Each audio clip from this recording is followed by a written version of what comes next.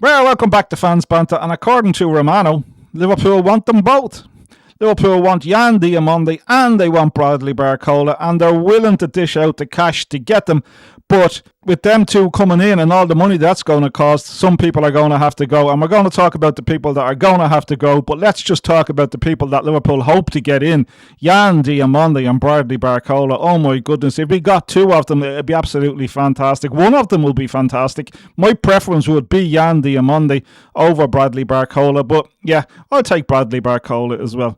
Yeah, imagine a front line with Bradley Barcola, Jan Diomande, Isak, Hugo Ekitike when he comes back, Cody Gakpo, going to talk about him in a second, but Rio Engamoa as well. Oh my goodness, Liverpool would have to put an over 18s rating on their football next season, maybe even X-rated, because it'd be truly fantastic thing to watch. It'll be good. So, for Liverpool to get them two players in, and just rejig the whole of the Liverpool's attacking system, which is probably in need of an overhaul, some players are going to have to go out. And we're going to talk about first the player that's been dragging on for quite a while now, Curtis Jones' saga between Liverpool and Inter Milan. They just can't come to an agreement. Inter Milan have put another offer in, and Liverpool have knocked that back. So Inter Milan wanted it done by a certain date in July so they could get on with their pre-season. They put in another offer in. It wasn't a big improvement, to be quite honest with you. But Liverpool are sticking to their guns. They want what they want for Curtis Jones, or it's not going to happen. So Inter Milan tried to force Liverpool a little bit, I think. Liverpool are saying, no, we're not having any of it. We're not having any of it at all. With the price of players that's going around at the moment, people talking about 80, 90, 100 million for players. Well, let's just take Jan Diomande. One season is all he's had in the Bundesliga under Leipzig. Now it's been a good season. But yeah, the money they're looking for him is absolutely outrageous. And then what you would consider average players, 85, 70, 90, 100 million, it's absolutely getting out of control. So why should Liverpool be actually done over on the Curtis Jones deal? He's certainly worth more than the 21 million or the 25 million euros, whichever which way you want to make it up, that Inter Milan are offering. Certainly worth more than that. And I think Liverpool, if they don't get what they want, are going to be quite happy to keep Curtis Jones around for another year. Probably just on spite and anyway. But however, if Inter Milan really wanted Curtis Jones, they just cough up the money and be done with it.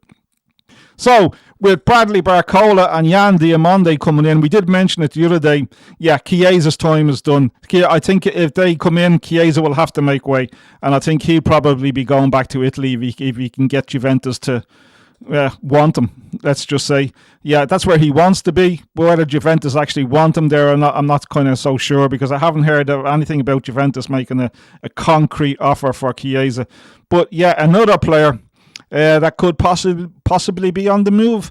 And he's had a really good World Cup so far. He looks a completely different player in orange rather than he did in red last season. Cody Gakpo. Cody Gakpo setting the World Cup a 9 out of 10 rating in his match the other day. He looked really good.